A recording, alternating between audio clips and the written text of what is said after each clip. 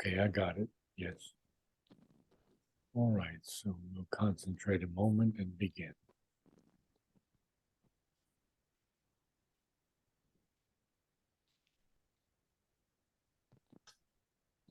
In the enormous labor of the void, and the void here is, Sri Aurobindo says, it's our conception of a void or a zero, is only a conceptual sign of our mental inability to know or grasp it. So we have to understand that sense of the void. In the enormous labor of the void bears in itself some ineffable essentiality of all that is and all that can be. And since it holds in itself this essentiality and this possibility, it must also hold in itself in some way of its absoluteness, either the permanent truth or the inherent, even if latent, realizable actuality of all that is fundamental. So, to our or the world's existence. So, now we go to the next line. Perturbing with her dreams the vast routine and dead roll of a slumbering universe, the mighty prisoner struggled for release. Well,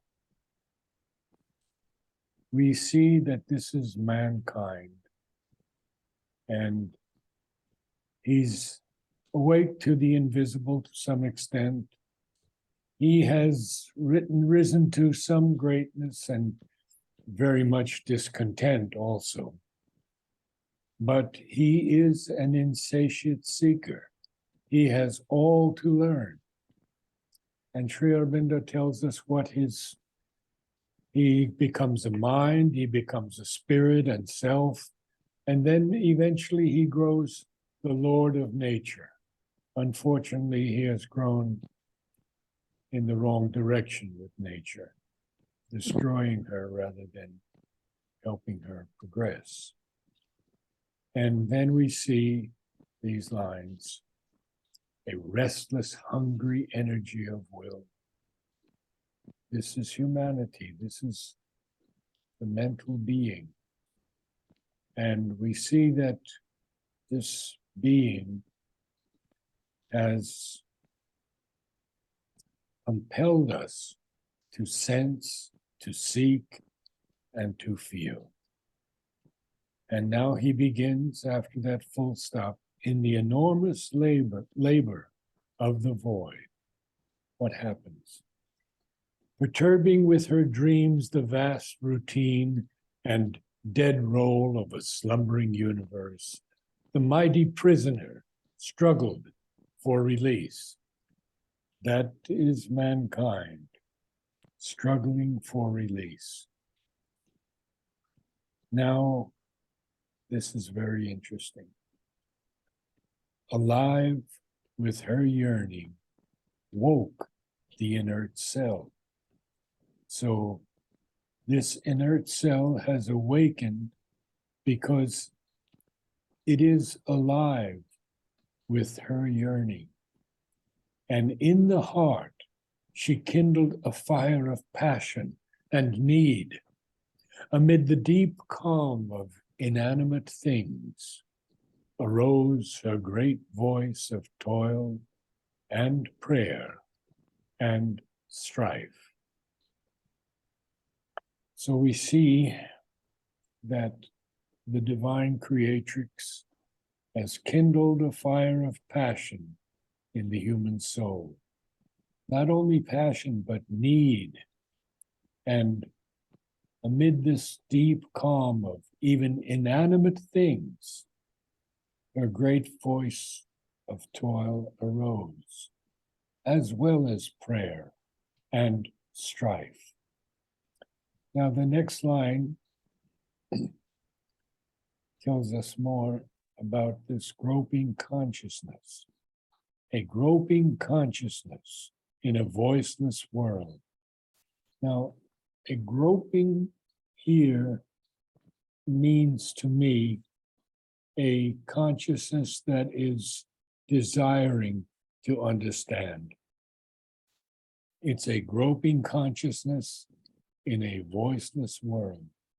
A guideless sense was given her for her road, the divine creatrix. Thought was withheld, and nothing now she knew, but all the unknown was hers to feel and clasp. So I go on to the next page now. And he says, in this kingdom of the little life, if being had not plunged into the dark,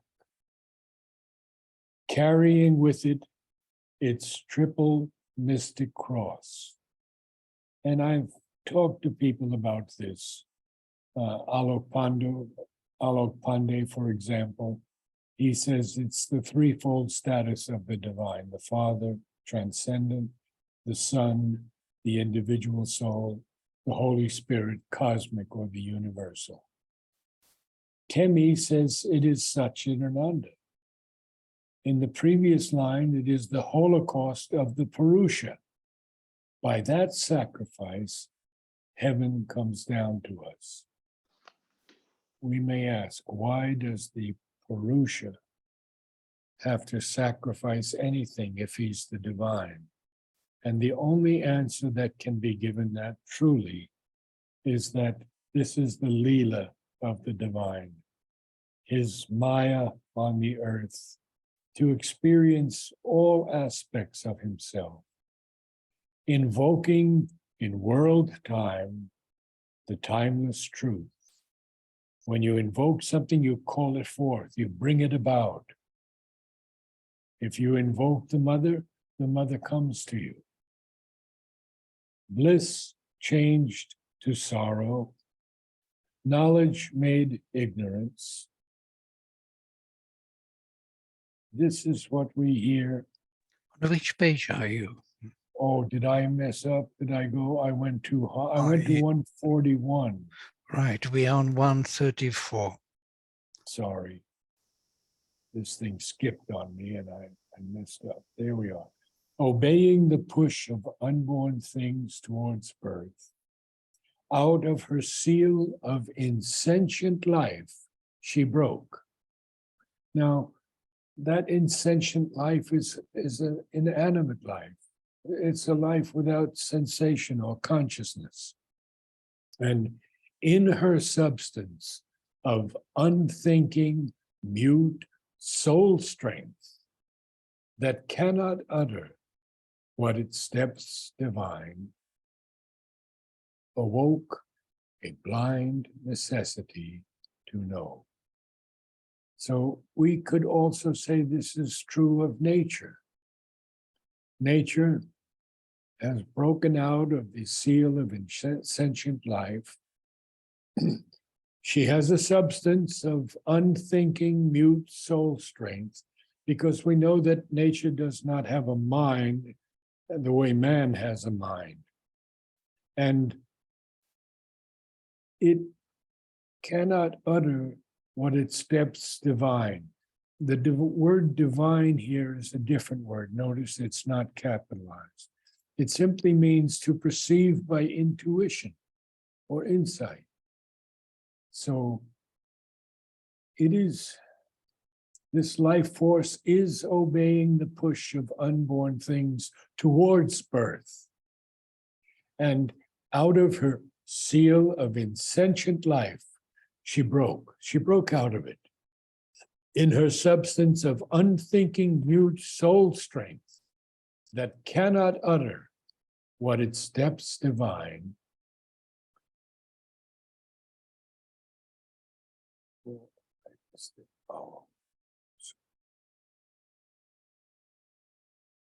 Is that her tireless search next? Awoke a blind necessity to know. So it's a 1-3-4 beginning. One, did this mess up again? 1, 3, 4, yes. Okay. Awoke a blind necessity to know. To know, of course, is very critical here, that all evolution wants to know. The early man wanted to know. He was just a plunderer of animals and plants. And then he learned to know what a tool was. And he could begin to plant things, food necessities. The chain that bound her, she made her instrument. Instinct was hers, the chrysalis of truth. Well, instinct here, and the chrysalis, of course, is, it's the protected stage of development that encases the larva from which the insect emerges fully mature. So instinct was hers, the chrysalis of truth,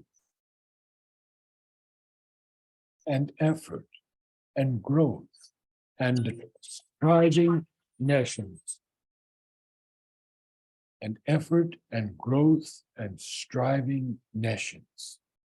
Sri Aurobindo says nescience is in nature is the complete self-ignorance. So we'll move on a little bit more because this is such a great passage. Inflicting on the body desire and hope. Imposing on consciousness. And then what do we have next here? We have, she brought into matter's dull tenacity her anguished claim to her lost sovereign right, her tireless search, her vexed, uneasy heart, her wandering, unsure steps, her cry for change. Wow. Now, let's go through some of these things, because this is very, very important. In her substance of unthinking, mute soul strength, that mute soul strength is the force we could call the animate force. And that substance does not have to think, but therefore it's unable to utter what it steps divine, perceived by intuition or insight. And what happened, therefore? It awoke a blind necessity to know. The chain that bound her, she made her instrument. Instinct was hers, the chrysalis of truth. Such a beautiful passage. And effort and growth and striving nescience and striving nescience. So all of this is happening. Effort is happening, growth is happening, but also striving nescience. Now, the next he says, inflicting on the body desire and hope. See, the body is so tamasic, it is so dull, it is so heavy, that it had to have desire and aspiration inflicted upon it. Inflicting, that means to deal or met out something, like a burden, to impose on the body desire and hope. And then you see, inflicting is almost synonymous with imposing. Not quite, but Sri Aurobindo's words are so carefully done. We have to We have to look so intently at inflicting versus imposing.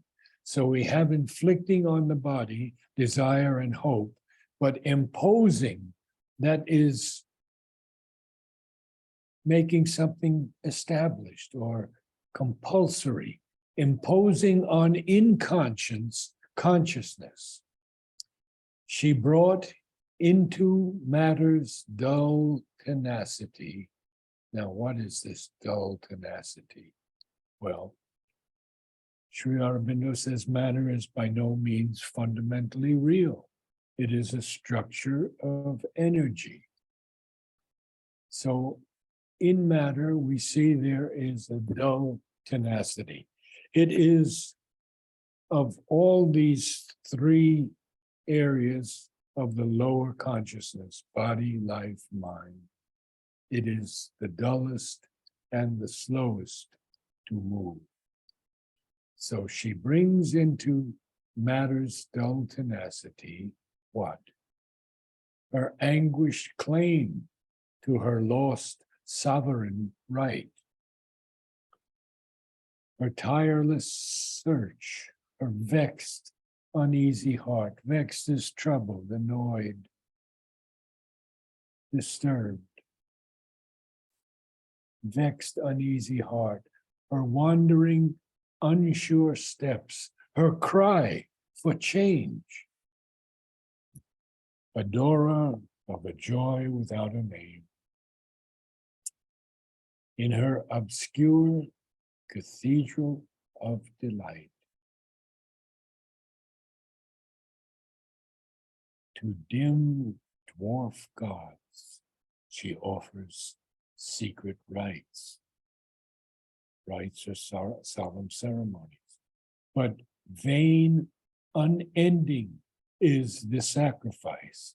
The priest, an ignorant mage, sorcerer, magician, who only makes futile mutations in the altar's plan and casts blind hopes into a powerless flame. So we see that this burden of transient gains, a burden of transient gains weighs down her steps, and hardly under that load can she advance. But the hours cry to her. She travels on, passing from thought to thought, from want to want. Her greatest progress is a deepened need. Matter dissatisfies. She turns to mind. And what happens then? Well, just she conquers earth, her field, then claims the heavens. Insensible, breaking the work she has done, the stumbling ages over her labor pass. But still, no great transforming light came down, and no revealing rapture touched her fall. Only a glimmer sometimes splits mind's sky, justifying the ambiguous providence. We know what ambiguous means. It's doubtful or uncertain nature. Providence is a manifestation of divine care or direction that makes of night a path to unknown dawns, or a dark clue to some diviner state. Vladimir, please join us in this kingdom. I'm here. I went into trance. Okay. Yes, it is inducive to trance. Really. So much so. And yes. Such a presence, solid, powerful. And notice he always refers to this vision of change, sacrifice, growth of the divine from the darkness, from the lower to the higher, imposing the higher on the lower. This is a constant constant. Every page is about this in many different forms, in different words. This Vedic vision of the sacrifice.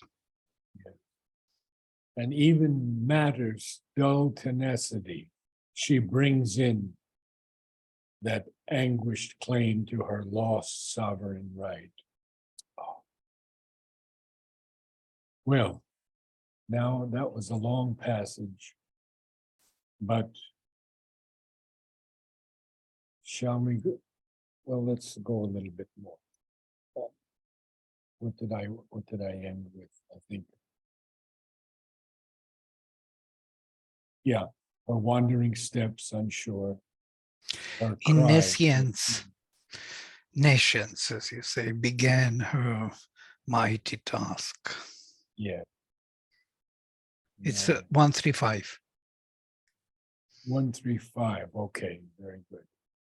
So I have to get to that for just a moment. We can go a little longer tonight. Interestingly, Shraddhavan reads this as nescience, and you read nations. And just point of. Well, actually, probably Shraddhavan is right. Because if we break nescience into two, in nescience began her mighty task. In ignorance, she pursues the unfinished work. Well, we have a triple there, but not in nescience began her mighty task. I would say that Shraddhavan is correct. I'm American, sorry. No biggie. In ignorance, she pursues the unfinished work. The unfinished work is to make everything divine. That this world becomes a world of bliss. And yet she gropes for knowledge, but she doesn't meet the face of wisdom. Now, ascending slowly with unconscious steps, a foundling of the gods, she wanders here.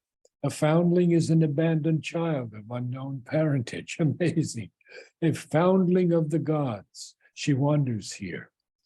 Like a child soul left near the gates of hell. And this is one of my favorite lines. Fumbling through fog in search of paradise. When you fumble, you proceed awkwardly, uncertainly, you blunder. Paradise, of course, is heaven. So we will end there today. And I'd like to read those couple of lines again, because ascending slowly with unconscious steps, a foundling of the gods, she wanders here, like a child soul left near the gates of hell,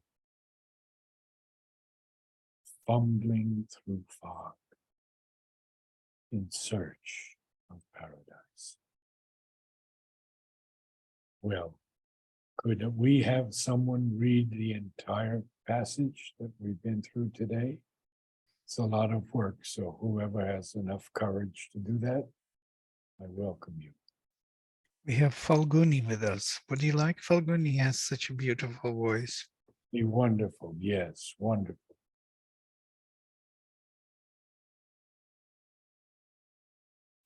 She's not switching on. Hi, sure. Namaste. Lazimir, one request here. Can you scroll to the Sure, first I will line? scroll from the beginning, from here, in the enormous. In the enormous labor of the void, perturbing with her dreams the vast routine and dead roll of a slumbering universe, the mighty prisoner struggled for release. Alive with her yearning woke the inert cell. In the heart she kindled a fire of passion and need, amid the deep calm of inanimate things, arose her great voice of toil and prayer and strife.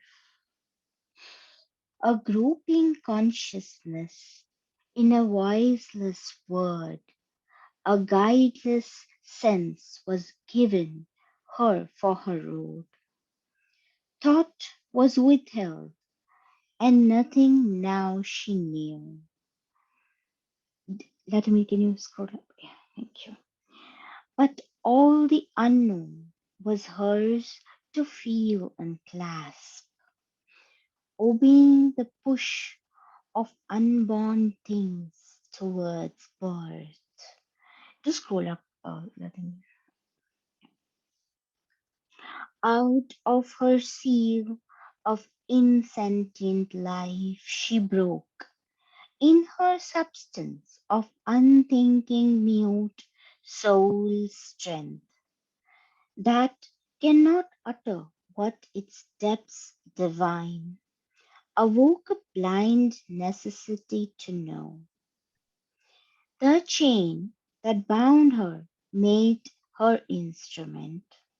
Instinct was hers, the chrysalis of truth, and effort and growth and striving nescience. Inflicting on the body desire and hope, imposing on the inconscious consciousness. She brought into matter's dull tenacity her anguished claim to her lost sovereign right, her tireless search, her vexed, uneasy heart, her wandering, unsure steps, her cry for change. Adorer of a joy without a name, in her obscure cathedral of delight, to dim dwarf gods she offers secret rites. To scroll up. But vain, unending is the sacrifice. The priest, an ignorant mage who only makes futile mutations in the altar's plan and casts blind hopes into a powerless flame. A burden of transient gains weighs down her steps, and hardly under that load she advance. But the hours cry to her. She travels on, passing from thought to thought and want to want. Her greatest progress is a deepened need. Matter dissatisfies. She turns to mind. She conquers earth, her field, then claims the heavens. Insensible, breaking the work she has done, the stumbling ages over her labor pass, but still no great transforming light came down. Just scroll up. And no revealing rapture touched her fall, only a glimmering, only a glimmer sometimes split mind's sky, justifying the ambiguous providence that makes of night a path to unknown dawns or a dark clue to some diviner state. Mhm. In nescience began her mighty task. In ignorance she pursues the unfinished work. For knowledge gropes but meets not wisdom's face. Ascending slowly with unconscious steps, a foundling of the gods, she wanders here like a child soul left near the gates of hell, fumbling through fog in search of paradise. Namaste. Thank you. Thank you so much, Nalini. Does anyone have any questions? Because it's a very powerful passage that we're going through here. We will find out much more about it next week. And in this slow ascension, this life force has to follow her pace. So that will be the first line next week. Any questions from anyone? I have I had a, one. Yeah, go ahead. go ahead, Vladimir, no problem. No, go ahead, please. So we are here talking about Prakriti, right, Naraji? Prakriti is Life force. We can define it in many ways. The divine creatrix, Prakriti, the mother. This is everything in creation, and Sri Aurobindo uses many, many different terms to explain to us how this earth, this ambiguous reality has been created. So you have a question? So I have two questions. One, she's matter dissatisfies, she turns to mind. Yes, because matter at this point doesn't have any life force to offer her. Only the mind does. Remember, from body, life, mind. So she now turns to mind, because mind can give some answers, still not satisfactory to her, but it can give some answers where matter cannot. But why didn't she go to the heart? Why did she turn to the mind? Well, the mind is, at this point, it's the highest. We're not into the higher realms yet of the higher mind, illumined, etc., going up to the overmind. By the way, So it's a good question, what it's you a good do. question. And there is a very interesting answer to it in India tradition also, and in Sri Aurobindo. There are three steps, he says in the Gita. The first step is the effort to realize oneself. The second step is, that is karma yoga. Yes? The second step is jnana yoga, reaching heaven, mind. And the third will be the answers of heaven to earth, which will connect both, and that will be the heart. The heart is the crown, actually. It is, that's why she doesn't come to the heart yet. She is looking still for this connection of heaven and earth, and then she will discover heart. You will see this. This is in the Vedas also everywhere, very interestingly, that the middle, that prana, which is in between heaven and earth, actually hiding behind heart, is the third, the highest, it seems, is the outcome of these two parents of heaven and earth coming together. It's a child of these parents, heaven father and earth mother. So when they come together, they produce this new formation, heart. Yes, she is herself a heart here. She is seeking its own realization through whatever mist, fog, like a child moving forward, seeking for the truth of the divine from which she came. Very interesting. Thank you. One other question was the next page, Vladimir, where it's something to do with the, like a child's soul left near the gates of hell. So, Fumbling through fog. Aren't we all fumbling through fog? And very often close to the gates of hell, but we're still searching paradise. Yeah. It's a matter of recognition by the soul. I think that soul feels this way. I think we all somehow know what he's tells us about, as if we all experienced this already in the past many times. The child soul left near the gates of hell.